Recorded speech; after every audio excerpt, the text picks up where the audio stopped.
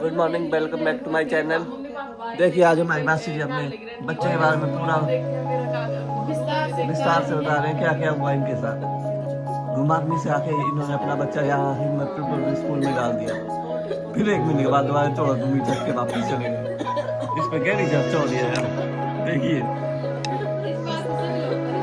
परेशान है, देखिए। हाँ देखिए अब कैसे सच के आज हमारी मम्मी ने पूरा फ्रूट सैलेड पे पूरा जोर दिया है। 1 क्विंटल खा चुके हैं। देखो मम्मी को तो खा के उबास नहीं आ रही है।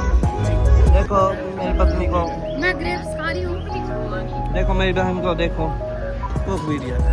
नानी ने तो पूरा देखो डोसे पे डोसा क्योंकि और जनता